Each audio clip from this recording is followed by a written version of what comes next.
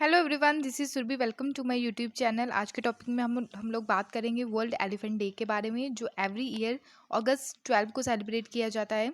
अभी हम यहाँ पे डिटेल में सारी चीज़ें देखेंगे कि एलिफेंट की पॉपुलेशन जो है वो काफ़ी ज़्यादा कम हुई है कुछ पास्ट 75 ईयर से। तो ये सारी चीज़ें हम इस लेक्चर में डिटेल में डिस्कस करेंगे। पहले हम लोग जान लेंगे वर्ल्ड एलिफेंट डे जो है 12 अगस्त को एवरी ईयर हम सेलिब्रेट करते हैं। स्पेशली जो एलिफेंट का एक्नॉलेजमेंट है, ठीक है, सिग्निफिकेंस क्या है हमारे इकोसिस्टम के लिए, क्यों फ़ायदेमंद है, ये सारी चीज़ें यहाँ पे देखेंगे। और इसके अलावा अगर बात करें तो स्पेशली इस पे फोकस दिया जाता है क्योंकि हिंदू मान्यता के अनुसार भी एलिफेंट जो है वो काफ़ी ज़्यादा इंपॉर्टेंट है। और यहाँ पे अगर हम बात करें रेजिंग अवेयरनेस की, जो थ्रेट देखने को मिलता है एलिफेंट, आज के टाइम में एलिफेंट जो है बहुत ज़्यादा थ्रेट फेस कर रहे हैं। जंगलों में आप देख सकते हैं कि पेड़ों को काट के रोड्स वगैरह बनाए गए हैं, जिसकी वजह से एलिफेंट जो है सड़कों पे आ जाते हैं। और बहुत ज़्यादा आप देख सकते हैं कि ह्यूमन और एनिमल कॉन्फ्लिक्ट भी देखने को मिलता है। तो बहुत सारे ऐसी वीडियोज़ भी आप लोगों ने देखी होंगी कि एलिफेंट जो है वो सडनली जो है रोड पे आ जाता है और जो बसेस या ट्रांसपोर्ट सिस्टम है उसको हार्म करने की कोशिश करता है। बट आप लोग उनके घरों में घुसे हो तो उसको जो है आपको फेस तो करना ही पड़ेगा, ठीक है। तो जंगलों को ना काटें, तो ऐसी सिचुएशन जो है वो कम फिर दिखेगी। क्लियर। नेक्स्ट हम बात करते हैं सिग्निफिकेंस के बारे में। एलिफेंट जो है कंसीडर किया गया है इसको सैक्रेड, यानी कि काफ़ी ज़्यादा धार्मिक महत्व रखता है। ये जो एनिमल है मैनी कल्चर्स की अगर बात करें तो मेंटेन करता है ये हेल्दी इकोसिस्टम। एलिफेंट एनकरेज करता है बायोडाइवर्सिटी को, और ये काफ़ी ज़्यादा इंटेलिजेंट स्पीसीज़ भी होती हैं। और इनका जो है बिगेस्ट ब्रेन है of any land animal. Elephant population की अगर बात करें, ये पिछले कुछ सालों से यानी कि 75 ईयर से बहुत ज़्यादा कम हुई है, 50% कम हो चुकी हैं। करंट पॉपुलेशन की अगर बात करें तो एस्टिमेट लगाया गया है अबाउट 50,000 से 60,000 तक एशियन एलिफेंट्स हैं वर्ल्ड में। उसमें से हमारी कंट्री में 60% पॉपुलेशन है किनकी, एलिफेंट्स की। क्लियर। तो अगर हम बात करें, यहाँ पे कैंपेन चलाया गया एलिफेंट वर्ल्ड एलिफेंट डे पे, और ये इनिशिएटिव लाया गया 2012 में स्पेशली अवेयरनेस फैलाने के लिए कि जो डिस्टर्बिंग सिचुएशन है specially African and Asian elephants की, उसको कैसे हम लोगों ने सॉल्व करना है। तो यहाँ पे फर्स्ट जो ऑब्जर्व किया गया था इसको Canadian filmmaker Michael Chilak, okay.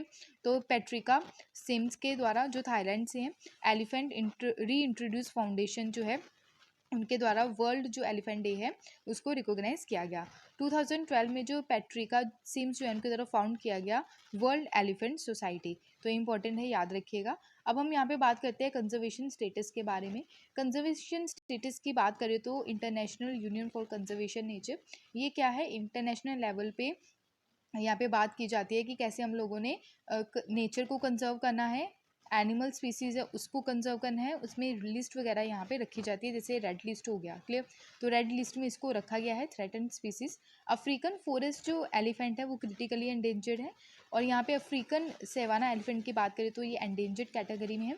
Asian elephant की बात करें तो एंडेंजर्ड कैटेगरी में है। कन्वेंशन ऑफ माइग्रेटरी स्पीसीज की बात करें तो यहाँ पे एक कन्वेंशन एक तरह का सिग्नेटरी रहता है, ठीक है, एक एग्रीमेंट वगैरह रहता है, ये सारी चीज़ें। तो यहाँ पे अलग अलग कंट्रीज जो इसका मेंबर रहती हैं, यानी कि सिग्नेटरीज रहती हैं। तो इसमें जो है अपेंडिक्स फर्स्ट में इसको रखा गया है। वाइल्ड लाइफ प्रोटेक्शन एक्ट जो है हमारी कंट्री का है, तो इसको शेड्यूल किस में रखा गया है, शेड्यूल फर्स्ट में रखा गया है। आई होप आपको ये क्लियर हुआ होगा। तो वाइल्ड लाइफ प्रोटेक्शन एक्ट 1972 आप याद ज़रूर रखिएगा। अब हम यहाँ पे बात करते हैं जो इशू देखने को मिलता है related to elephants in India. अगर हमारी कंट्री की बात करें, इंडिया की बात करें, तो largest number of wild Asian elephants पाए जाते हैं। अगर एस्टिमेट की बात करें तो 29,964 यहाँ पे काउंट किए गए हैं 2017 के सेंसस के हिसाब से, जो प्रोजेक्ट एलिफेंट लाया गया था। अबाउट 60% स्पीसीज जो है ग्लोबली यहाँ पे पॉपुलेशन देखने को मिलती है हमारी कंट्री में, ओके। अगर फ्रिक्शन की बात करें, यानी कि ह्यूमन और एनिमल कॉन्फ्लिक्ट जो देखने को मिलता है, जिसको हम बोलते हैं ह्यूमन एलिफेंट कॉन्फ्लिक्ट, ओके। तो यहाँ पे जो इसकी वजह से, कॉन्फ्लिक्ट की वजह से नेचुरल जो हैबिटेट है एलिफेंट का वो काफ़ी ज़्यादा लॉस हुआ है वाइल्ड एलिफेंट्स का, और ह्यूमन हैबिटेशन जो है वहाँ पे सेटअप की गई है, उसकी वजह से भी काफ़ी ज़्यादा दिक्कतें देखने को मिली हैं। अगर बात करें इसकी वजह से 500 ह्यूमंस जो हैं वो उनकी जान गई है ह्यूमन और एलिफेंट के कॉन्फ्लिक्ट की वजह से। क्लियर। और यहाँ पे जो है क्रॉप्स और प्रॉपर्टी का भी बहुत ज़्यादा लॉस हुआ है। मिलियंस की जो प्रॉपर्टी है वो डैमेज हुई है इसकी वजह से। मैनी जो एलिफेंट्स हैं वो मारे गए हैं इस कॉन्फ्लिक्ट की वजह से। आपने देखा ही होगा कि केरला में भी एक सिचुएशन देखने को मिली थी। एक प्रेग्नेंट जो एलिफेंट थी, ठीक है, हथनी थी, तो उसको यानी कि एक पम्पकिन में बॉम्ब डाल के उसको खिला दिया गया, तो वो जो है उसको मारा गया। क्लियर। तो ये सारी सिचुएशन जो है वो देखने को मिली। डेडली पैसेज आप देख सकते हैं यहाँ पे। तो but only about 70% of the corridor, यहाँ पे कॉरिडोर्स बनाए गए हैं और 25% ओकेजनली यूज़ किए जाते हैं, ठीक है। तो सारे के सारे जो एलिफेंट कॉरिडोर्स है वो यूज़ नहीं किए जाते हैं और 29% जो कॉरिडोर्स है तो यहाँ पे एनक्रोच्ड किए गए हैं। 60% कॉरिडोर्स हाईवे से पास होके जाते हैं। 22 कॉरिडोर्स जो है ऑलरेडी यहाँ पे रेलवे लाइन से पास थ्रू होके जा रहे हैं एंड 4 कॉरिडोर्स जो है न्यू रेलवे लाइंस पे बनाए जाएंगे। क्लियर। तो बिटवीन 1987 से जून 2017 तक अप्रोक्सीमेटली 265 एलिफेंट्स जो हैं ये मारे गए हैं, यानी कि ट्रेन की वजह से, एक्सीडेंट की वजह से इनकी जान गई है अलग अलग कंट्रीज में भी। क्लियर।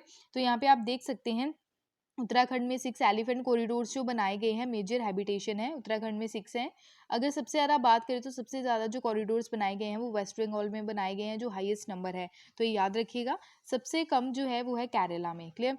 तो अगर कॉरिडोर की बात करें तो यहाँ पे आप देख सकते हैं, यहाँ पे आप सपोज करिए एक एरिया है, यानी कि जंगल वाला एरिया है, तो यहाँ से क्या हो रही है, रेलवे लाइन क्रॉस हो रही है, तो यहाँ से नीचे से कॉरिडोर बनाया जाएगा या ऊपर से कॉरिडोर बनाया जाएगा, ठीक है, ताकि वो आराम से जो एलिफेंट है वो क्रॉस करके जा सके, तो एक्सीडेंट की सिचुएशन जो है वो ना फेस करनी पड़े। आई होप आपको ये क्लियर हुआ होगा। नेक्स्ट यहाँ पे बात की जा रही है, कुछ इनिशिएटिव्स लिए गए हैं गवर्नमेंट के द्वारा। प्रोजेक्ट एलिफेंट यहाँ पे लॉन्च किया गया 1991-92 में। सेंट्रली स्पॉन्सर्ड स्कीम है ministry of environment and forest की। क्लियर। तो इंपॉर्टेंट है, याद रखिएगा। सेंट्रली स्पॉन्सर्ड का मतलब क्या रहता है, सेंट्रल और स्टेट दोनों मिलकर इसमें फंडिंग करेंगे, तो ये ministry of environment and forest के अंडर आती है।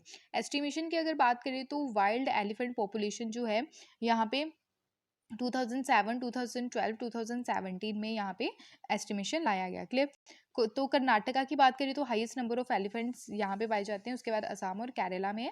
एलिफेंट रिजर्व की अगर बात करें तो मैनेजमेंट जो है नोटिफाई किया जाता है स्टेट गवर्नमेंट के द्वारा और रिकमेंडेशन रहती है गवर्नमेंट ऑफ इंडिया की।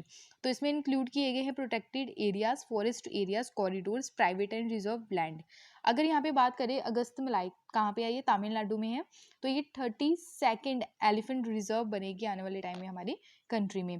तो मॉनिटरिंग की बात करें, जो इलीगल किलिंग की जाती है एलिफेंट्स की, ठीक है, तो उसको मॉनिटर किया जाएगा, जिसको माइक प्रोग्राम के नाम से जाना जा रहा है। तो ये मैंडेट किया गया कॉन्फ्रेंस ऑफ पार्टी में, यानी कि कॉप में, ठीक है, कॉन्फ्रेंस ऑफ पार्टी COP 26 जो हुई थी, कहाँ पे हुई थी, क्या आपको पता है? अगर पता है तो प्लीज़ कमेंट सेक्शन में बताइएगा।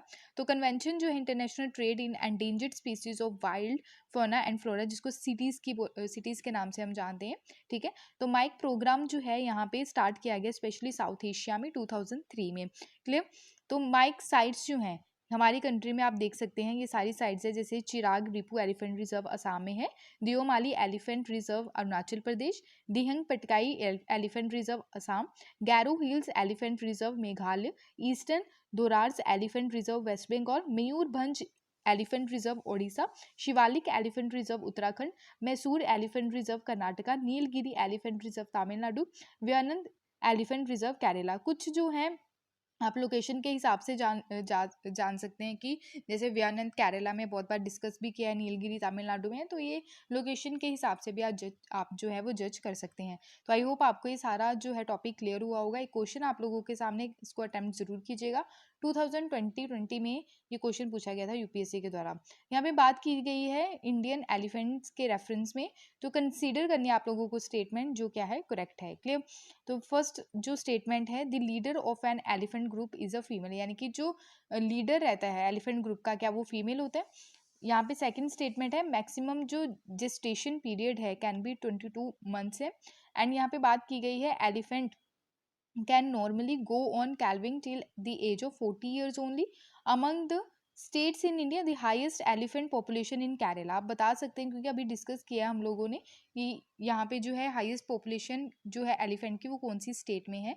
क्लियर। अगर आपने ध्यान से सुना है पूरा लेक्चर तो आप जो है इस क्वेश्चन को अटेम्प्ट कर सकते हैं। तो ऑप्शन जो है आपके सामने है, option A 1 and 2 only, option B 2 and 4 only, option C जो है 3 ओनली है, ऑप्शन डी जो है 1, 3 एंड 4 ओनली। तो इसका आंसर जो है कॉमेंट सेक्शन में ज़रूर दीजिएगा। Thank you for watching my video. जय हिंद।